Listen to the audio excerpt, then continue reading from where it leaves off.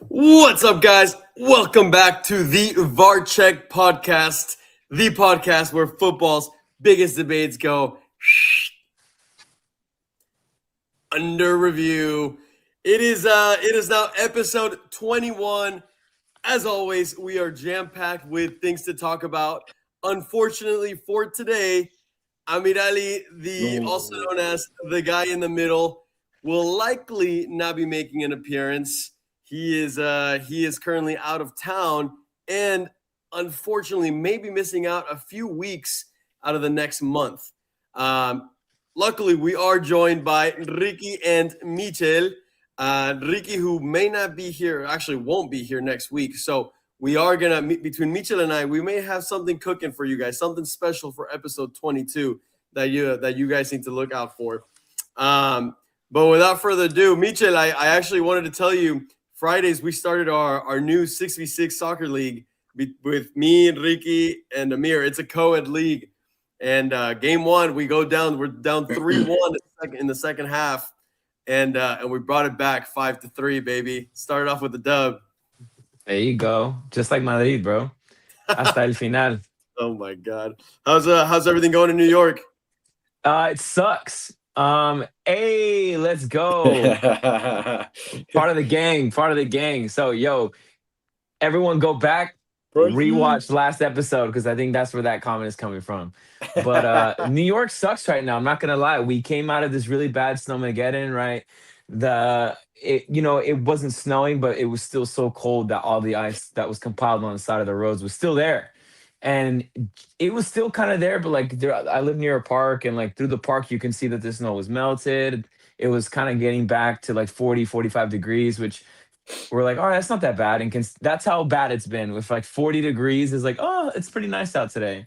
And then we get a message saying that we have a record-breaking blizzard coming.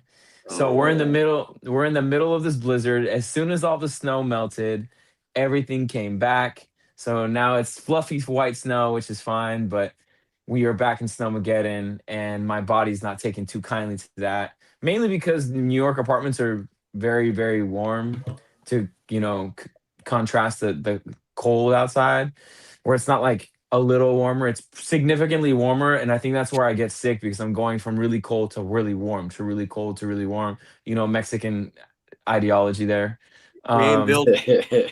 We ain't built for it, bro. And then everyone back for anyone against me. Pricey, it's crazy because I actually had your back last episode, or I was the last episode of the episode before that, where I was the only one backing up your team. So, up until I pinned Chelsea against Barca hardcore, and let's just say, listen, I may be speaking passionately on the side of Real Madrid, but I usually know what I'm talking about. You can replay all of the episodes. I'm not just talking out of left field. Hey, at least I love my Madrid team. You seem to be just as big a fan as Atletico, so we'll see. Hey, before we get to all the drama, let's not get to all the drama yet.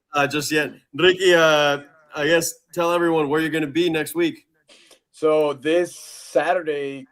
In about a week, I'll be flying to Japan for a dental exchange program. So I'll be in Japan for a week, living it up, eating sushi for my birthday. You'll definitely be living it up. I honestly have no idea what kind of weather there is in Japan, but if there's any of the viewers currently that live in Japan, this is your time to let us know.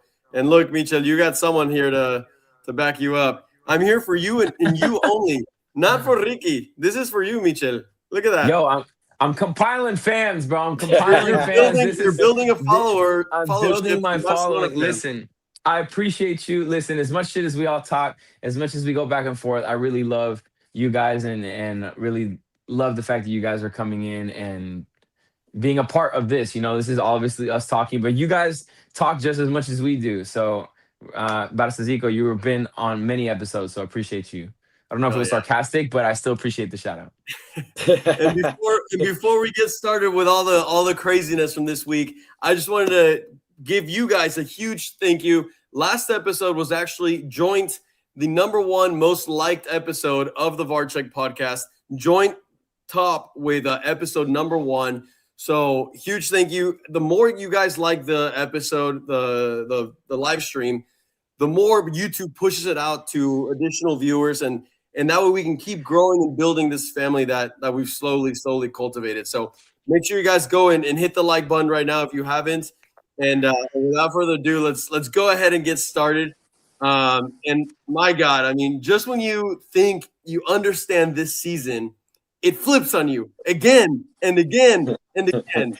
Last week, Real Madrid were back on top of La Liga. Barcelona was coming off of what we called a week from hell, and like the narrative was set. The momentum had finally shifted for Real Madrid, or at least we maybe somehow thought, some more than others. And then Pamplona happened this weekend. Madrid walked into Osasuna thinking they just needed to handle business easy, and instead they get shocked. Outworked, outplayed, in my opinion, beaten 2-1 in a game that nobody saw coming. I mean, another flat performance, another night where you're literally asking, like, what is this team doing right now? And I mean, one of the big questions that I have for you guys here in a second, Mbappé, there's a lot of reports that he's out there playing with a knee injury, playing at 50% still. And I mean, why is he, if it's true, why is he forcing such things in February? I mean, is that him trying to be a leader, or is that just him playing out of pure desperation for the team?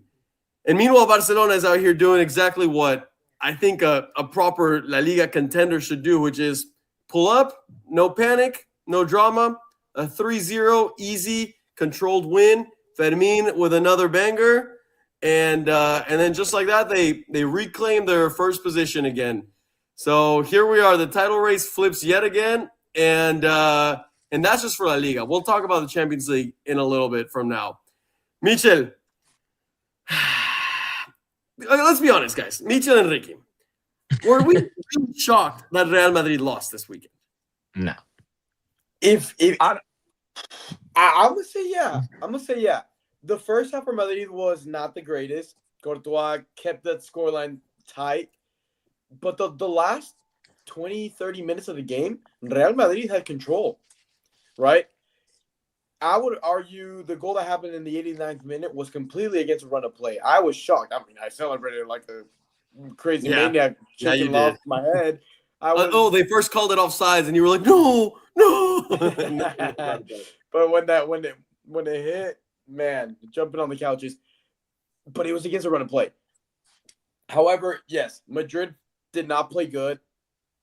And you said this. You said Mbappé is ghosting. Within 30 seconds of you saying that, he actually scored. It was offsides, thank God. But it was just funny. It was just funny. Like, you're like, where's Mbappé? He didn't have a good game. He did not. He did not. Which it's not really a jab at him. I just think it's a reality of because he's playing injured. You were narrating like you saw it, and yeah. But besides that good run and good shot, he didn't do much.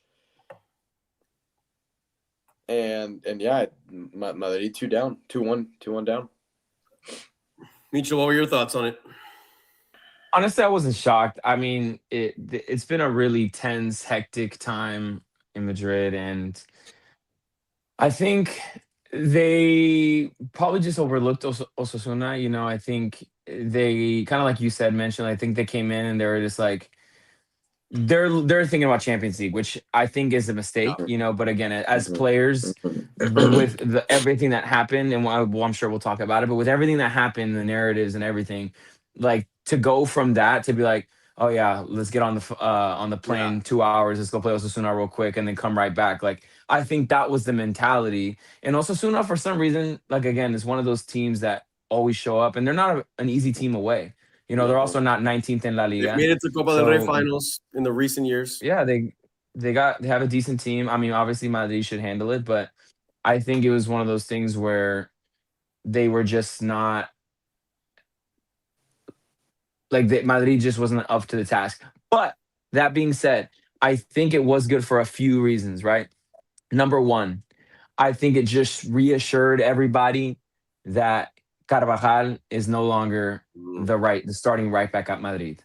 We saw that clear as day. And everyone was talking like, oh, when he comes back, this and that. Even he, I'm sure, was a little frustrated. And I think this was his moment to be like, hey, I'm still relevant. And it's not a jab at him. He's one of the best right backs to ever play. He's one of the most decorated players of all time. But father time is real. And I think this was his chance to say, hey, I still got it.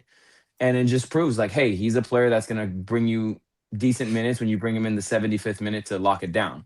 But he's not a starter for Madrid right now, right? I think they're still trying to ease Trent back in because they don't want him to get hurt again. Because the last thing you need is for him to get hurt. Which I agree. I think people were complaining like, why is Carvajal starting? I was like, dude, are you stupid? Trent literally just came back from 2 injuries, and you want him to just no. play 90 minutes every game.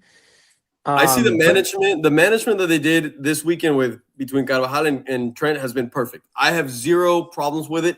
Did Carvajal have a good game in my opinion? No. I mean, he no, were outrunning him. He looked out of control, everything. Not a good performance from Carvajal. I don't kill him based off this performance because he's also coming back from injury. But if any, this was the perfect time to give Trent a little bit of a break. He's coming back from injury. He's very injury prone. He just played a very intense game against Benfica, and then you have another one this week against Benfica yet again. It was a perfect management, in my opinion. But yeah, it definitely. There was just a lack of intensity. Unfortunately, like we see for Madrid, there's just a lack of intensity, and the players just don't care. Again, I agree. Mbappé didn't have a great game. He got his goal, but it was offsides. Great goal, but it got called back. And it's just one of those games where it was just it was very forgettable. Like I don't think you can really take too much out of it. But this just goes to show, week by week, this is going to be a race till the end because Barca will drop points again at some point. Mm-hmm. Sure. Because not just because of who they are. Like I just think their defense, eventually they're going to slip up, right? And their offense will cool off. And same thing with Madrid. They're going to drop points too. So it's like it's going to be who can outlast the longest and who's going to get that head-to-head at the end of the year. So I really think it's going to be interesting. But tip of the cap to Osasuna, I don't really think there's too much to analyze. I think like Ricky said, like Madrid picks and chooses when they want to dominate possession, and unfortunately, So like just like your dad is saying right here, Ricky, you said it. Madrid plays well the last 20 to 30 minutes of their games. That won't win championships. I agree. And I mean, I'm not saying they're going to. I'm just saying you just take it out to the end. No, yeah. Ultimately, I think this is a common theme in Real Madrid, not just this season, but the previous years. Benzema, since Ronaldo. Right. That's always been the Real Madrid way, and they have enough talent to make it work for the most part. But this is why, if we look at the past 10 to 15 years, I think, in my opinion, Barça has more La Liga titles than Real Madrid. Because Barça is more consistent in the week-to-week, day-to-day performances. They don't get so much carried away by like the Champions League game, the Copa del Rey game that they have. They lock in on the game that's in front of them, and they take care of business. No one is denying that Real Madrid has a better team than, obviously, Osasuna and 85-90% of La Liga, obviously. And just like we were arguing in the power rankings last week, that was my exact reasoning, I guess, for the argument. Maybe I didn't bring it up enough, but Real Madrid has a team that should be in the top 5 in Europe. But unfortunately, they don't perform like it because of the reasons that, like Faust was saying, that they decide to only play well for 20 to 30 minutes. Look, yeah, I'm it's unfortunate. I will never want Real Madrid to win. I'm always rooting against them no matter who they play. Where I was a little frustrated, and I want to stay within the context of the Osasuna game. I don't want to segue away just yet. Yeah. But obviously, we also happened with Benfica and the Prestrianni situation. I liked, despite of what it was, I liked the unity within Madrid. The whole team was just there to break their legs, there to show them they were unit. I felt like that adversity was what Madrid needed to unite the locker room. And honestly, I was afraid that was going to be the turning point in their season. And then we turn around and we go back to a bunch of individuals. Yeah, I mean, speaking of individuals, I do want to highlight Vini's performance. I do think after he's gone through all of those, like that little time period where he was getting whistled, and even us Madridistas were doubting him a lot and stuff. Not to say that he's excused and he's good again, right? But I will give merit where merit should be given, and his past 5 games have been very good. In my opinion, he's been the difference maker, especially when we compare him to like Mbappé. I think Vini's actually had better, more solid performances the past 5 games than Mbappé. He's been scoring in almost every single one of those games, taking people on. More the Vini that we know and love. Now, Vini's also showed us that he's very inconsistent, so I'm curious as to how long that's going to last. My question is, go. No. What's your question? We've seen for the past 2 years, Vini has his moments. Mbappé has his moments. Once or twice, they both have their moments together. Can we see a consistent 3-5 games where they're both like just working together, both scoring, both performing well together? Will we see that? It's gonna be tough. Honestly, there are games, but not often. I'm gonna say no because I don't think we've seen that in a very long time. Period. Right? Even before Mbappé showed up, like it wasn't like Vini and Rodrigo were always on the same page. Like I think that's just the way the Madrid team is built.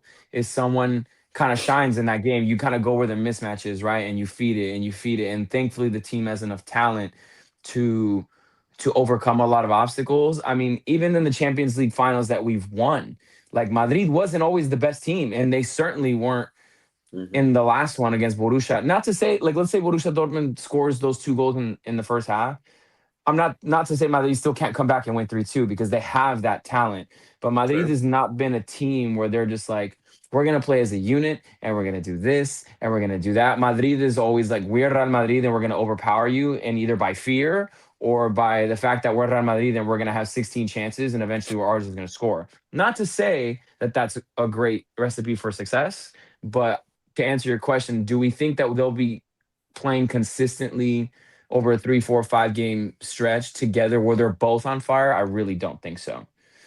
Yeah, it'll be tough. So your argument is like you don't think that's needed. You like I'm not. No, I mean I would love it. I mean, yes, I do think it's needed for the consistency over the long period of a season. I think where the reason Madrid has done so well in Champions League in general is Madrid's players, for better or worse, they just have that extra gear, right? Like they can turn it on in a blink of a moment. They have that talent, and in big game scenarios, they're not afraid of the moment. Like there's a lot of players who will play a quarterfinal down 1-0 or a semifinal with 10 minutes to go down 1-0. Every single player on Madrid believes that they'll still win the game. I think that's what it comes down to, and that belief.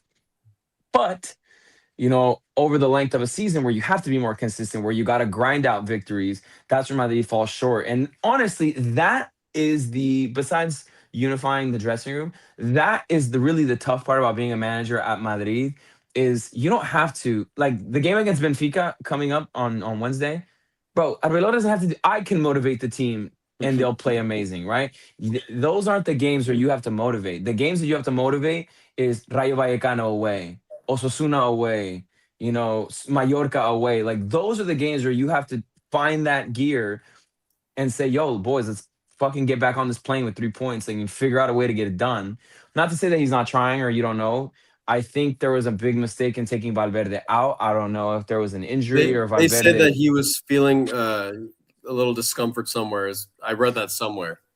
I mean, you never know, but Madrid should still go in there and take it and take the victory. But one thing that they need to figure out, and I guess we can talk about this moving forward as well, but they really need to figure out people getting inside the fucking box. Like there is an image where Mbappé, Vini is right there together, and Goulet is being like, "Yo, one of you move!" Like that is the issue. Is I don't even think they're doing it on purpose. Because I'm a player, like I know what it feels like to drift out of position. I just think it just goes to their natural instinct to just create space and show for the ball. Where Gonzalo's natural instinct is get in the box, crash the 6-yard box.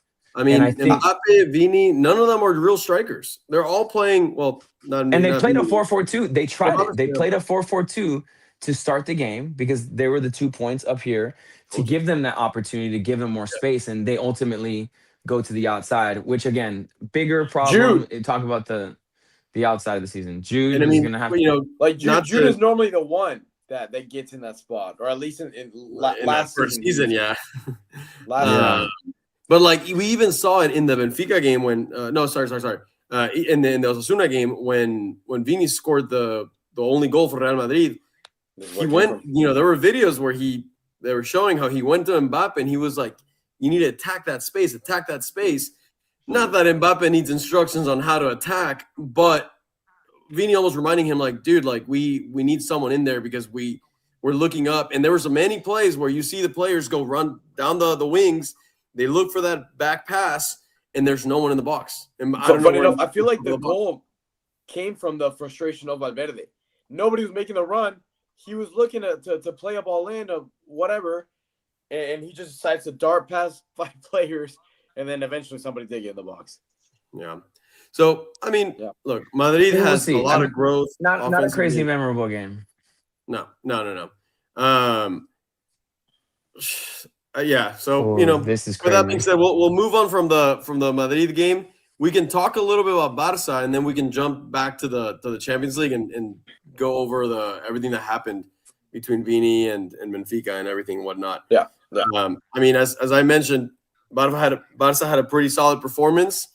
I felt like within the first 7 minutes, the score could have already been 2-1, 3-1 for Barca. But in that first 30 seconds, Barca yet again showed huge defensive problems. I mean, within 20 seconds, the one of the Levante strikers had a one-on-one with John Garcia that he luckily for Barca, his shot was terrible.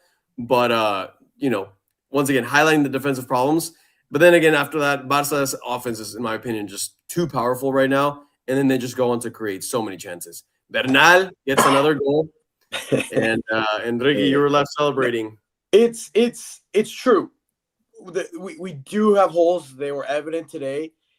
But I just want to take away another clean sheet. It wasn't perfect, but we secured the clean sheet. And funny enough, I actually want to criticize a little bit the attacking power of the front three from Barcelona. All the goals came from the midfielders. The majority of the goals were assisted by defenders, that being Cancelo, that being Eric Garcia. Well, I think Rafinha had a great game. Lewa, pretty poor. Lewa's going chances. down. Dude, I think Lewa's starting to lose his Ferran guaranteed Torres starting also position. Yeah, I almost want to say Ferran should be a starter. But Ferran hasn't been good either. Neither should be a starter. And Lamine did what Lamine does. Didn't get on the score sheet. Didn't get an assist. He was fine. He was good. Didn't do anything amazing either. But yeah, I'm glad you brought this up because man, Fermín is just he is, and I've said this a million times. He's that one player that I never thought I would fall in love with. He's that one player that I thought he was gonna get a few minutes here, a few minutes there, and the world would forget about him. But my God, has he proven me wrong? I mean, that left foot strike. It's kind of how I feel about Dani Olmo. Wow. I think I don't know it's hard to say who's better, Dani Olmo or him, because they're different. They're different even though they play similar positions. Fermín is almost more like that power, he's more direct. More train, whereas Olmo has the better touch, the more more a little more skill. More finesse. Both are pretty solid and having good seasons, I would say, for Barca. I mean, Fermín and I think that they complement each other well because when one's having a bad game, you rotate them out.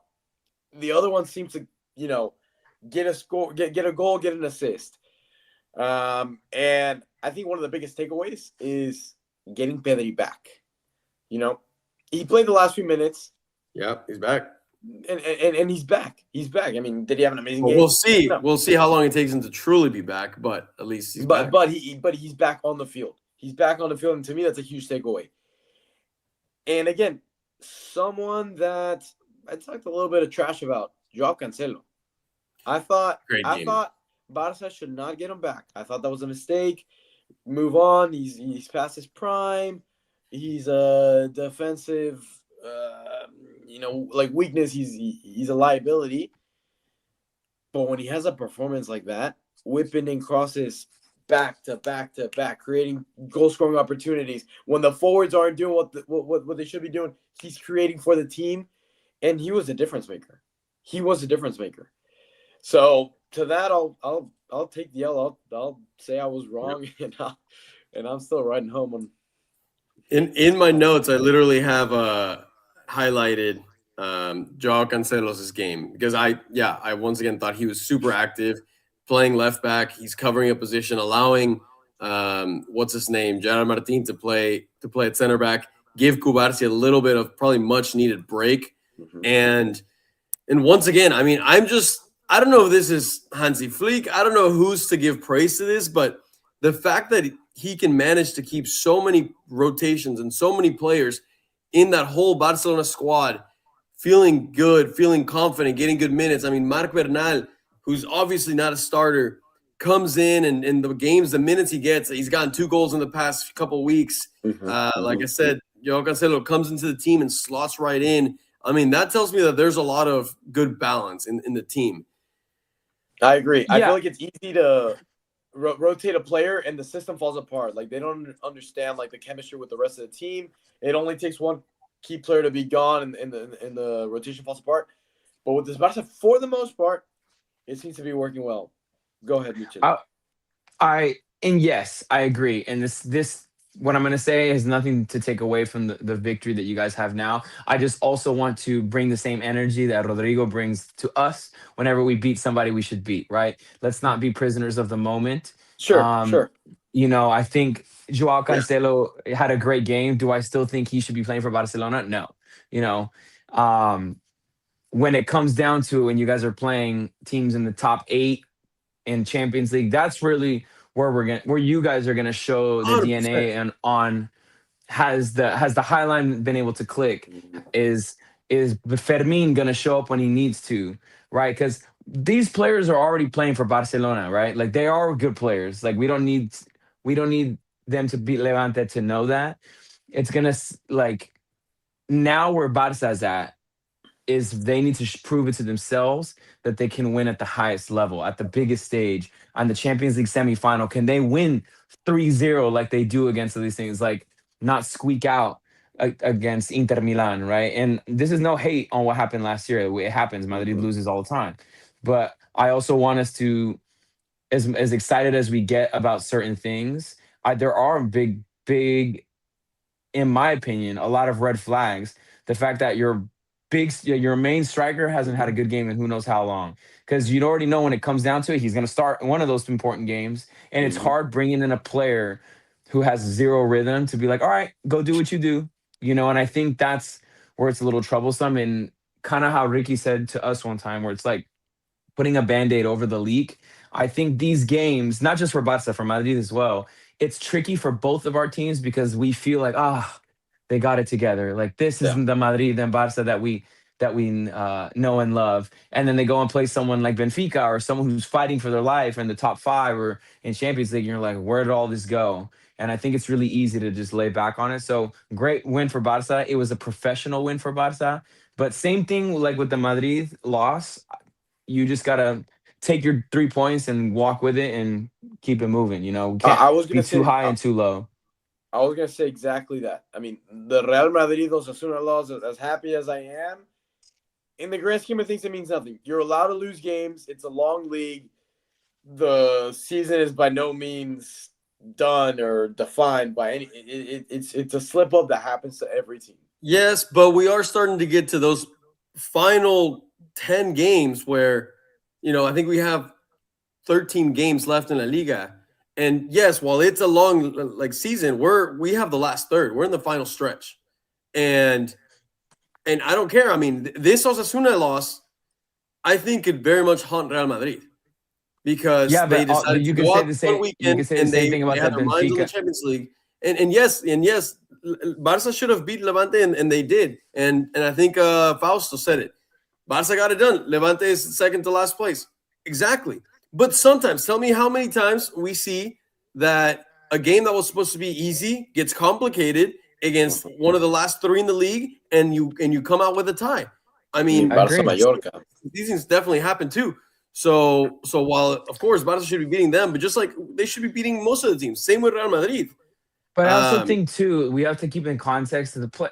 Like the players aren't dumb. Like they know, they have in their mind. They watch the league standings. They know who Barca's playing. Like they also know like when they can take their foot off the pedal for a little bit. Because I know like as a fan, I think okay, well, obviously we want to win, but if we drop X amount of points within a certain amount of time, we're this far away from Barca, knowing we still have to play them again, right? You still got to get the job done against Barca, but those games, it's 50-50. I don't care who's in what form. We see all the time that whoever was supposed to be the favorite ends up being a more difficult game than they anticipated, right? I think instinctually they took their foot off the gas against Osasuna, which was a mistake. I'm not applauding that. But the players also know if they lose the game and Barca wins, they're still only 2 points behind. Like, it's not the end of the world for them. So I think you're thinking more as a fan and as in repeating history of, like, this could haunt Madrid. I honestly, truthfully, don't think they really care. I think they're hey, we should have won, but hey, we took the L. We're still within 3 points. Let's go beat Benfica. I really don't think they care. That was clearly Arbeloa's mentality. You know, he went out to the press conference. He was like, it's a long season. Like, essentially, it's fine. We'll see how close it is in the end, but I don't know. I do take this loss a little like it is a little bit bigger of a deal than I think most of you guys are taking it. But let's look at the schedule for La Liga for both teams, their next 4 or 5 games, to kind of get an idea of what we could expect. So Barca plays against Villarreal at home. Barca, honestly, at Camp Nou has been a machine. I barely ever see them even drop a point, 2 points. So Barca at home, I think, even though Villarreal has been having a good season for the most part, should get it done. Tricky away game against Bilbao. Afterwards, they have Sevilla at home. Sevilla's having a shit season, but Sevilla is also a team that can come up and show up at any point. Then they have Rayo Vallecano at home. So in their next 4 games, Barca has 3 home matches. They're not the easiest matches. Rayo Vallecano also tricky. The fact that they have three of those at the Camp Nou makes me feel like they should be winning all of those. But is there potential for them to drop points in one of those 4 matches? I think there definitely is. And then their 5th match against Atletico Madrid away. That's a defining match. That is a key game right there. That's the 5th game away. I actually think those two matches string together is extremely important. Rayo Vallecano and Atletico de Madrid. Because as much shit as people talk about Rayo Vallecano, they're a good team. Like, they play well together. They're scrappy. Good. They're scrappy, and we know that Barca does not do well against teams that are scrappy. So I think it's gonna come down to those 2 games for Barca in the stretch. I think there's an international break between those 2 games or something, because one's on March 22nd, the other one's not until April 5th. And it's which I really hate, because it's like, bro, the World Cup is here. Like, do we really need more international breaks? It's really annoying. I get that teams like. In terms of like the perspective of the international managers, you need to be getting your final list, and so you need. They've had 4 years to figure it out. Yes, but it's the final stretch. It's season. Yeah, I know. Yeah, it's who's most in form right now, you know. But anyways, whatever. As far as for Real Madrid, they have Getafe in the Bernabeu next. After that, they go away to Celta Vigo. Always that's going to be a hard game to play away against Vigo. Then they go home against Elche. Elche's been good. They have a good team, but once again, Real Madrid at home should be getting it done. Afterwards, their 4th game is against Atletico Madrid, meaning Atletico Madrid will play Madrid and then Barcelona back to back. And then their 5th game is away against Mallorca, which I've seen Mallorca take points away from Madrid in the recent season. And Barca too. But both Barca and Madrid play Atletico in the next 5 games, and I think that could easily be one of the keys as to who could run away with the league. But they're such a weird team though, because like in some ways like they play really well. They're inconsistent. They're so disappointing. They win and then they get clapped by Rayo. So it's like it's hard to you don't know which Atletico Madrid is going to show up that day, you know. But look, I would take the Rayo loss with a grain of salt. They went from beating Barca 4-0 And then they had this Rayo game where they went and rested everyone because then the next week they had Champions League. They know they're not going to win La Liga. They know they're going to get into the Champions League spots either way. They don't give a fuck about La Liga. But when they become really dangerous is when they have these personal battles against Madrid or Barça in La Liga because suddenly they're like, oh, we get another win. If we beat Madrid both games in La Liga this season, for them, it's almost like they won the league. I mean, for them, it's just as big. Which shows you the mentality and how we feel. Oh, right, they're colchoneros. Different levels. They're Indios, yeah, of course. But anyways, it's still something that just because they're completely done in La Liga, they have a chip on their shoulder against Madrid and Barça, especially Madrid. You know what's crazy, and I wanted to bring this up, and I think you can look up this fact at some point. I was thinking about, I can't remember who it was that told me, but it was about the defenses, right? And how in shambles Madrid is defensively and how we don't have anybody, back and we're so dislodged. And, we talk about Barca's high line and this and that. I think statistically, and I might be wrong, but fact check me, in La Liga, since we're talking about over a period of, week by week throughout the whole season, I think Madrid has less goals scored against them than Barça does. Less goals scored against them? Let's see. Now, I know a lot of that probably has to do with Courtois, but your goalie over at Barça isn't bad either. Yeah. Y'all have Madrid has 21 against, Barça has 25. So it makes me, it's crazy, and I'm not saying that one is better than the other, but I just think it's funny that narratives can really take over. It's like, oh my God. But I think the narrative has always been Barcelona's backline is the worst thing of mankind. You've been saying that for years. And I don't think Madrid's backline is as much in shambles. I don't think so, but a lot of people. I'm not just talking about us. It's very much not good though. I'm talking about us. Neither is great. Well, neither is great, but I also don't think it's that bad. Like, even in general, I mean, like, yes, I know we all talk a lot of shit, and maybe I'm just trying to be nice for once, but like, are we expecting like throughout the whole season for teams to only score 8 goals against Madrid and Barça? Like, it's wild to me. I don't know. I just think it's very interesting. I think it's a game by game basis and a matchups. Well, it would be interesting to compare it to different seasons at this. They're 25 games in. Look, at 25 games in, how many goals have they conceded in previous seasons? And I guarantee you, it's going to be lower in most of the other seasons that we look back compared to this one. They're conceding too much. Probably.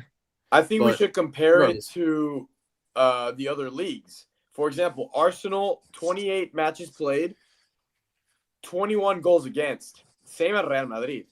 Man City. Well, 3 more games. 3 more games played. That's pretty significant. You can easily concede 5 goals in those games. Okay. Sure. Valid. Well, City, 25 goals against. Same as Barca with 3 more games. 27 played. 27, 2 more games than Barca. So, but I mean, it's all similar. But isn't the EPL supposed to be like where all these people talk about how like the defenses are this and like they're so elite? Like, it's just funny to me. It's like the same. It's the same numbers. But listen, Michel, ultimately, like all of these teams are very close in skill, and the thing is, the teams tend to play down to whatever level they play in. If the EPL is that much more higher and intense, then teams play higher and more intense. But what do we talk about here all the time? Madrid goes down and plays down to the level of whatever team in the Liga they play against. But in the Champions League, they usually tend to wake up and their players are more motivated and they care more and they usually play better. I just thought it was interesting. For a long time, I was like, damn, are we like in the 30s? Like, are we up there? And I'm like, no, like it's just interesting how like, I mean, they're not absolute shit. The world. Well, right, but like that's my point. Like we're talking about, it's like it's the end of the world, and yet it's the same goals against as the top 2 in the EPL, which is supposedly the best league in the world. So we'll see. Well, anyways, something to keep an eye on. Something to keep an eye on. So now we've kind of talked about the next 5 games in La Liga, but let's go ahead and segue into the Champions League, our favorite competition, and most specifically Real. Oh wow, I put the wrong score in there. Jesus Christ. Nice. It would have been horrendous if that was true. Real Madrid's victory to Benfica 1-0 that unfortunately was shadowed by what happened following Vini's goal. in which the drama sparked out with Gianluca Prestianni, the Benfica Argentinian player that went to Vini and called him a monkey, but we can't technically prove it, even though I 100% believe it. A shame to, frustrating for Vini because ultimately, like, I know it's all memes, but it's true.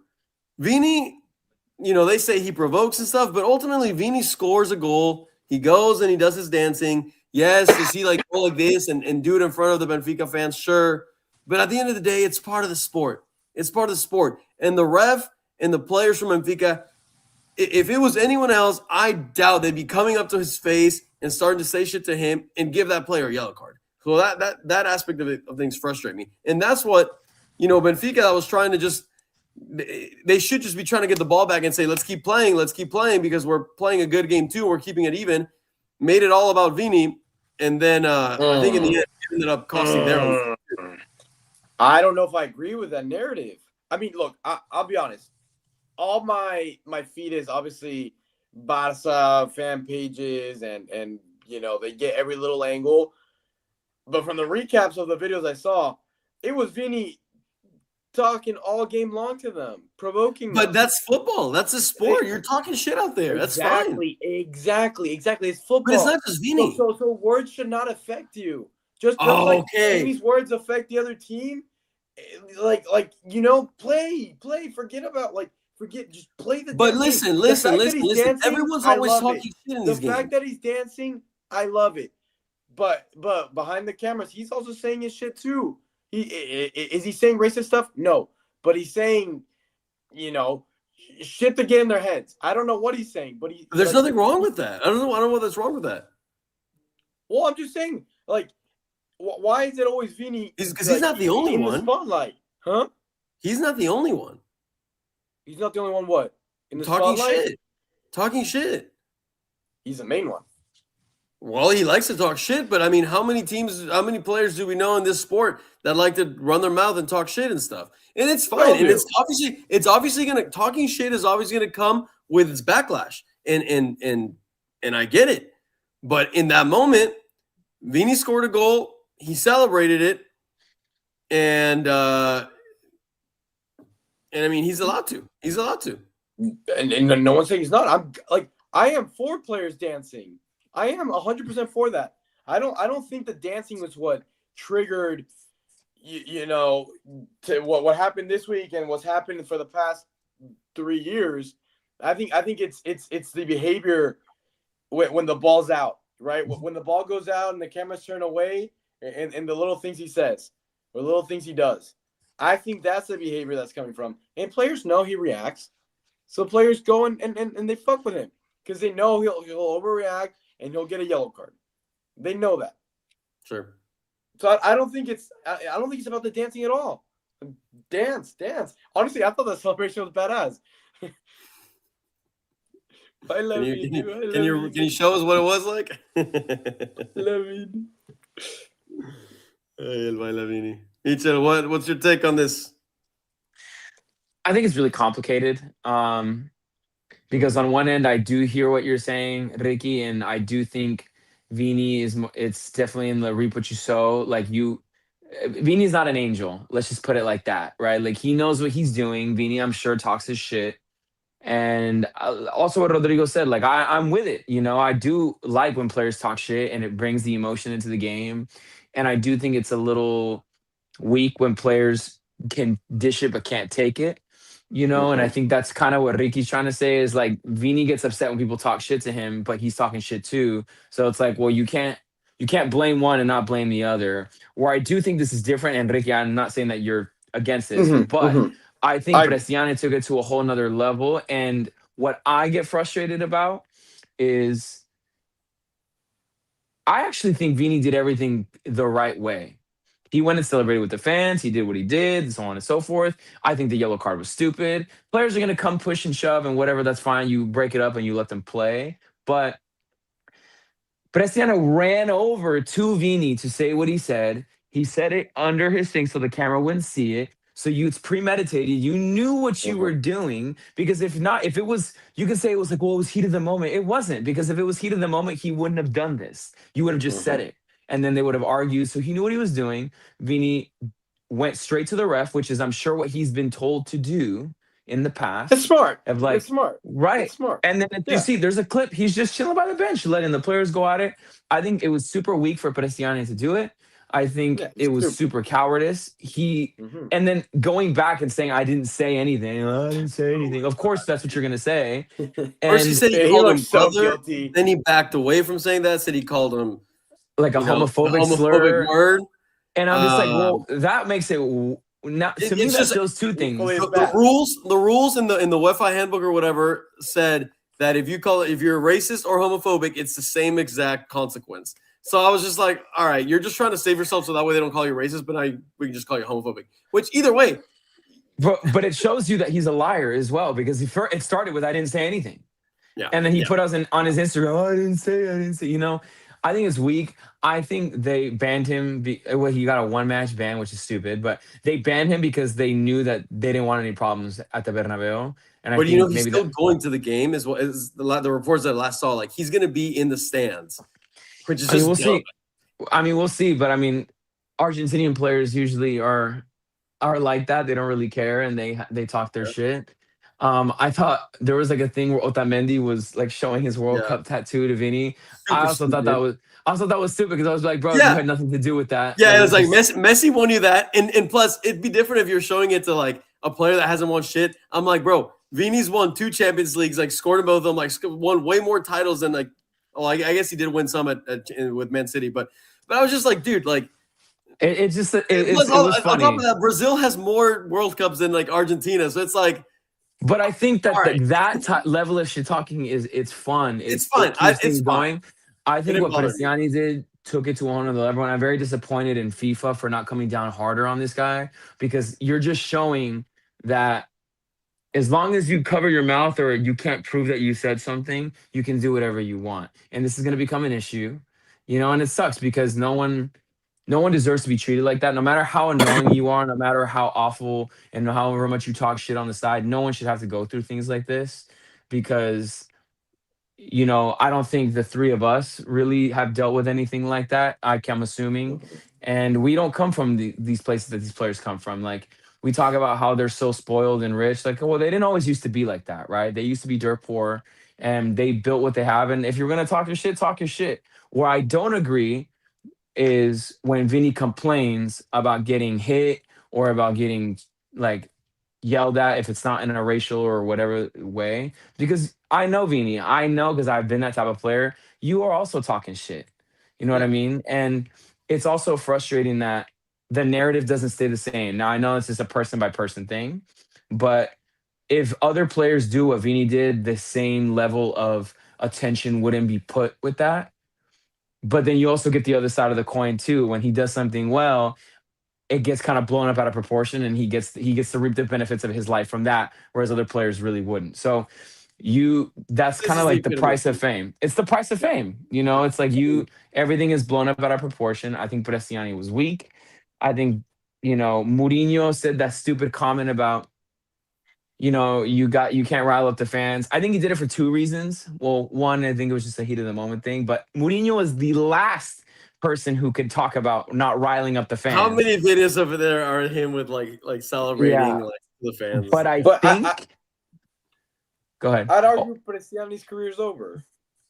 Like, I don't know if it's over, but it's no big team's gonna ever buy him. Like let us know what y'all think in the comments. He's 20 years old, right? Let's say he turns out to be like the next Julian Alvarez, right? A great player, blah blah blah. Maybe he stays in Benfica and has a decent career. No big team's gonna buy. No, he self-destructed his career. He's self-destructed. So it's like UEFA cannot go punish him because they cannot legally prove he did it. I mean, it's just the nature of the situation, as fucked as it is. But then you can make the argument, why did they suspend him for the Madrid game? But socially, mankind will punish him. You know, Yeah. Oh yeah. like I he mean, legally can't have repercussions, but socially he will get those repercussions. I I also think that Mourinho said what he said about Vini because Mourinho's like the master of redirection. If you really think about it, I think he said that to take some heat off of Prestiani. Like I think he knew like I got to defend my player in some way, shape, or form, and I know that if I say something like this, that the media is going to be like, "Well, what do you mean Vini provoked? Are you saying that you should?" Like now we're not talking about Prestiani. Now we're talking about Mourinho said this because it was all over the news. I'm not saying it was going to take the heat off of Prestiani, but Mourinho knew what he was doing when he said that. You know what I Yeah. mean? Sure, And I sure. agree. Just like It's going to Benfica be also defended him publicly. well. They have to. It's their They player. have to. They have to. They have to. Yeah. Even if he did get proven saying it, they're still gonna defend him because they'll be like, we're that's not what we represent. We're gonna get with him and do whatever training or whatever thing Sure.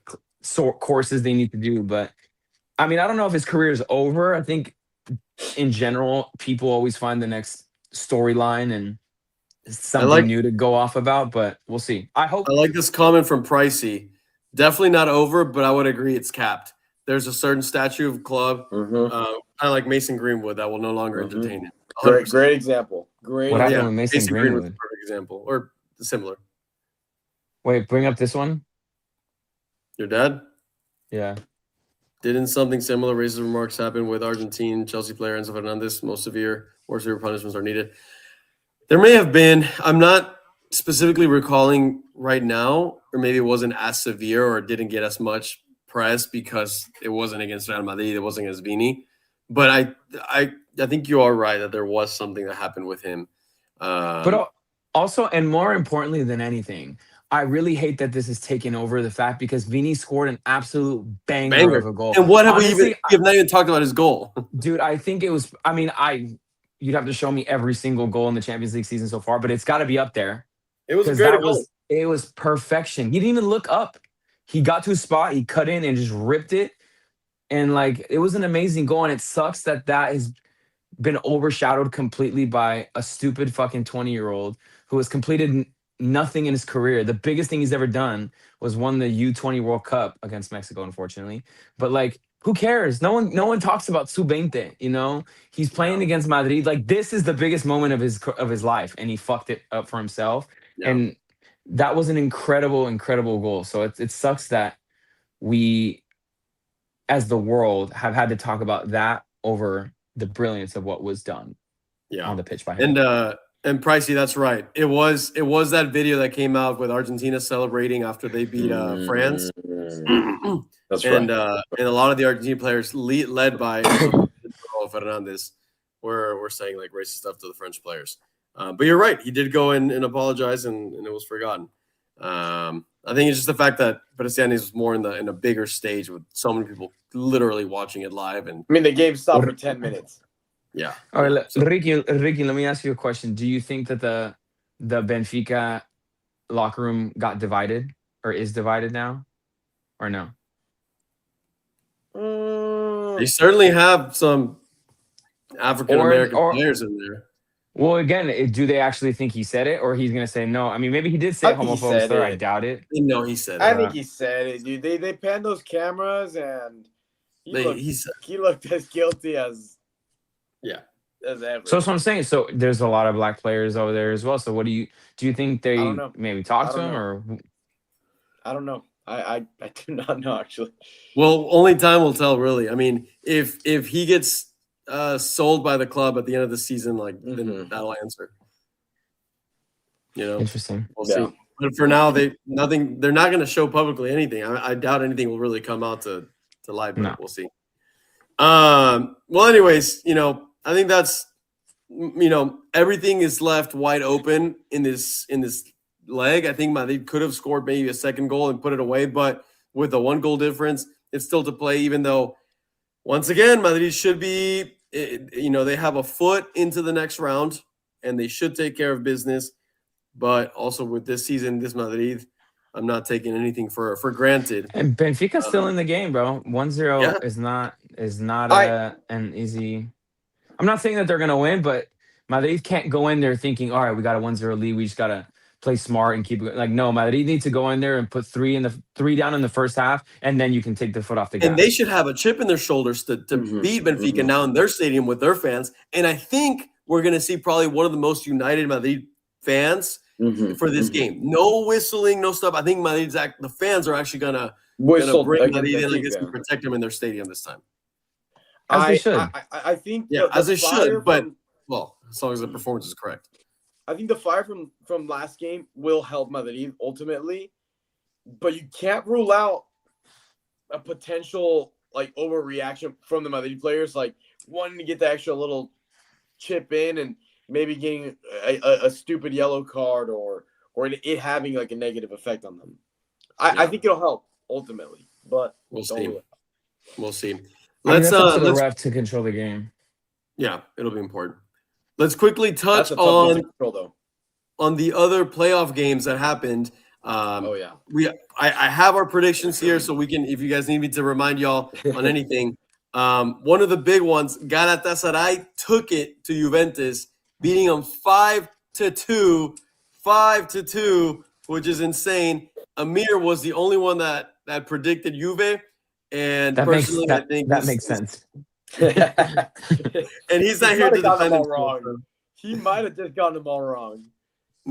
No, he actually got one. I will talk about it in a second, but yeah, Amir is way off on that one.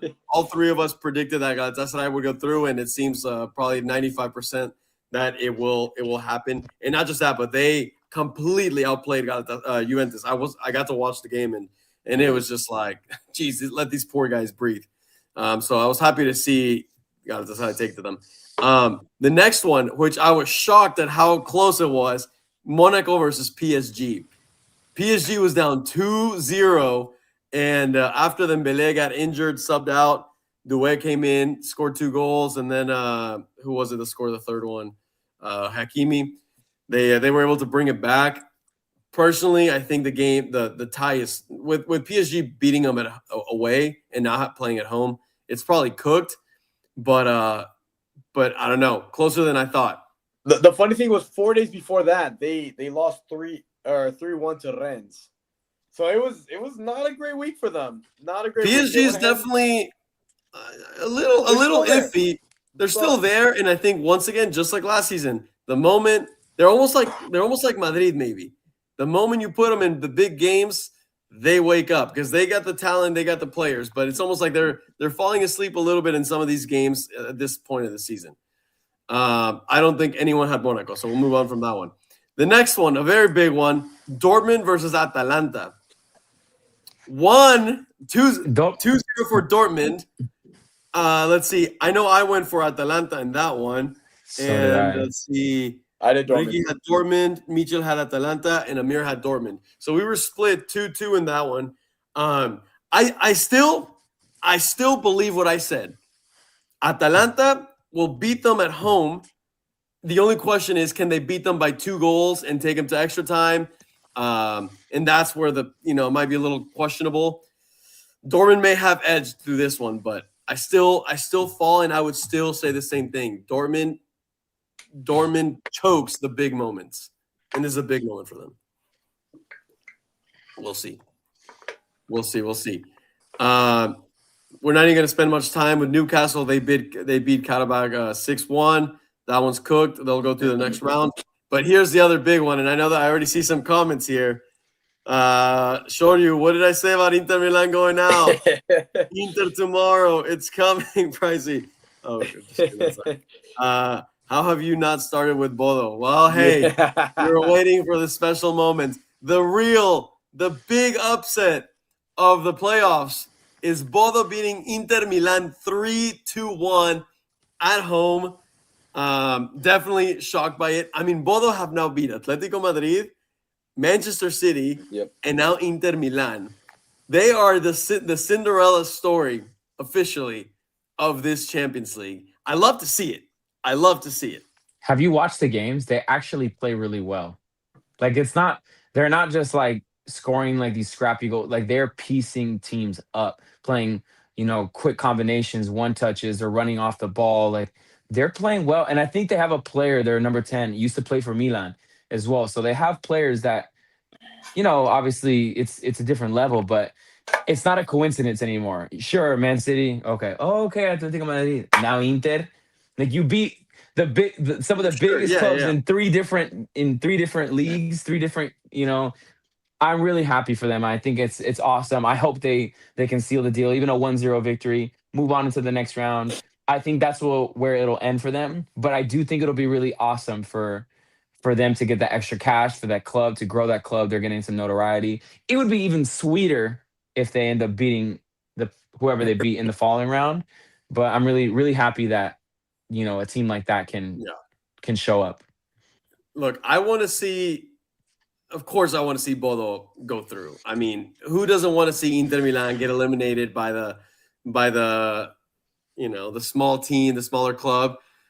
But that being said, though, I mean, my prediction was obviously Inter. Who had Bodo? I know Amir had Bodo, and he was the only one. Amir goes for the randomest things.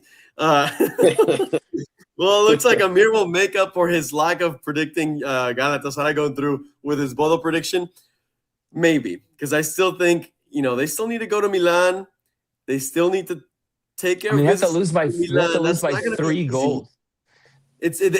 But Milan just has to win by 2 goals. And I mean, if Milan gets an early goal, if they're up 1-0 at halftime, they got a whole 45 minutes to put another one in the back of the net. At that point, they go to extra time. It's not a done deal for Bodo. I mean, it's not, but they also have to keep them from scoring, and Bodo has scored against every opponent. Like it's kind of the same thing where we talk about Barca, right? Where it's like, yeah, they can score so many goals, but they still got to keep other teams from scoring. It's the same thing. Like, yeah, Inter Milan's got to score 2, but who's to say Bodo doesn't score 2 as well? That's what it comes down to. Let's see if the players have the mentality for the big stage, though. Because you're in San Siro, it's a Champions League night. You have a lead to hold, and suddenly you can collapse. But I personally think it's the other way around. The pressure is completely on Inter Milan. Bodo has nothing to lose. They're playing with house money. They shouldn't even be here. Like we'll see. I still think Inter Milan, unfortunately, will go through, but we'll find out. I hope they don't. I know I picked them, but I hope for like the storyline. Right. Me too. Through. I'm with you. I'm just very doubtful about it. The next one, also an upset in a way, but has also been another Cinderella of this Champions League, Club Brugge, who have already tied against Barcelona this season, 3-3, the same scoreline, and now they do it to Atletico Madrid, and especially the way they did it, where Atletico Madrid was up by 2 goals. Bruges brought it back 2-2, and then with 10 minutes left, Atletico Milan scores, and they left it till minute 89 to put the third and the final 3-3.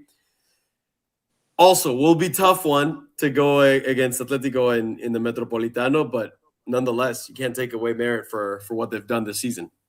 I could be crazy, but I swear I heard Atletico Milan. I almost said AC Milan. Atletico Madrid. I almost said AC Milan, though. So, speaking anyways, of AC another Milan, good bro, one. Speaking of AC Milan, Modric is killing it. Dude, he is, bro. 40 years old, that guy bro. is pure wine. Let's see. Mitchell, you had Bruges, and so did Amir. Mm-hmm. All right. Yeah, we'll find he's out. like, He's like, of course. We'll find out. Amir's currently out of town, and unfortunately might be out of town or might be out of the next few podcasts for the next few weeks. But we'll find out. We'll see how he's trying to get us. He's trying to get us a brand deal with Celsius. Now imagine we actually shipped him off to Europe to cover some of the Champions League games. He's gonna be sending us some live content. Send him to Kairak. To Kairat. He's gonna be in Bodo. And then the final match, Leverkusen does end up beating Olympiacos 2-0 away, which essentially almost seals their pass. All of us had Leverkusen, so no real upset there. So really, all eyes are on Atletico Madrid, on Inter, Atalanta, and also Madrid, in my opinion. Well, yeah, I mean, of course. Yeah, I mean, eyes will be on Madrid, and no matter what. The matchups are good. For matchups are good. Like the ones that didn't qualify right ahead, like they're great. They're great. If this is as worse as it gets, I ain't tripping. Yeah. And then this Friday, we'll find out the draw and we'll find out who Barca's playing against, who hopefully Madrid is playing against, and the rest of the team. So we'll really know the full road to the final, which will be a great talking point for episode 22 next Monday. And with that being said, guys, if you haven't liked the button, this is your moment. Also, subscribe, turn your notification bell on, so that way you are here with us next Monday talking about that Champions League draw. Go ahead, Michel. And keep track for next week because we are cooking something up special for you guys. We have if everything goes to plan, we do have something really interesting. So make sure not to miss out on next week's episode. It's going to be really, really cool, and hopefully something we'll continue to do. But I think we should take some questions now, right? I don't think we're going to change too much in the power rankings, or we shouldn't. Let me review real quick some of the scores from this past weekend. Like nothing really has dramatically changed. I do want to highlight. Let me pull up the power rankings coming up. That one's going to be important. I do want to highlight a future game coming up: Chelsea against Arsenal. Mm-hmm. I think that one could impact the rankings. Yeah, that one is when? March 1st? I think so. All right, let's see. Let's go over some of the results. Juventus lost to Como 2-0 this weekend. Jesus, Juve. I mean, Como's been a phenomenal team this year. Go them with Nico Bass. Inter won their game. Bayern won their game 3-2, a little bit closer, and they were at home. They were actually up 3-0 at one point, and then they gave away 2 goals. Look who tied Dortmund. Look who tied Chelsea 1-1 against Burnley. Chelsea. Pricey. Pricey. City beat Newcastle 2-1. Big score for them. Newcastle's obviously having a fairly decent season. Can't wait for that Club World Cup final rerun in the draw Friday. PSG versus Chelsea. Wolf. PSG is either coming up against Barca or Chelsea. We're guaranteed to have a good PSG match, that's for sure. And that will surely shake up the power rankings. Hey, don't write off Monaco. No, they're done. Let's see. Necaxa lost. No, I'm just kidding. They lost to Toluca 3-0. Chivas. They did. Chivas lost their undefeated. Sadly. Are you a Chivas fan, bro? I like Chivas, and then Pumas. I'm a Pumas. But I was sad to see Chivas lose, dude. And then we saw what happened in Jalisco after they lost. Dude, that's what happened. that's why it happened. That's why, yeah. That's why it happened. Oh, Barça Cico saying PSG to get knocked out. Guys, while I look at these results, why don't you guys start putting some questions? We'll answer 2 of them, and then we'll wrap up the episode 21. Let's see. Atletico won 4-2. Atletico's 4th place in La Liga now, interestingly enough, after they lost last week. Your team. Let's see. This motherfucker. Who else played? Let's see. Liverpool beat Nottingham Forest 1-0 with a last minute 97 goal. But they were playing away. Interesting. Arsenal beat Spurs 4-1. Pretty convincing result there. I stay true to what I said. Arsenal's going to win the Premier League. City is not going to catch them. Atalanta beat Napoli 2-1. All right. Pumas beat Monterrey 2-0. Very good. Yeah, I don't know if there's much to change up in the power rankings, honestly. There's not that many upsets. Inter won, Atletico won. Well, Madrid lost, but they're already 8th where they should be. Liverpool won. Chelsea tied. Look at me, Jen. Barca won. City won. PSG won. Bayern won. Arsenal won. Not much to change up. Now, if I was an Atletico fan, I'd be saying Atletico should go over Madrid. It wouldn't shock me at this point. Yeah. At that rate, you might as well put Inter all the way up. Of course not. Real Madrid is still better than Atletico. Even when Atletico beat Barca 4-0. Hey, Bola, number 1. Bodo number one. Bodo should be in 4th place, bro. They beat fucking Atletico, and let's put Bodo in the 10th spot, bro. They deserve to be there. They beat Man City, they beat Atletico, and they beat Inter Milan. 3 teams that are in this top 10 they have beaten. Low, just for the clout, put them at 10, bro. I'm down. Amir comes back to see Bodo at 10th place. Bro, put some respect on their name. Put them at 10th. They beat 3 teams. I will not. Inter is going to eliminate them, unfortunately. So if they don't, you're putting Bodo in the 10th spot.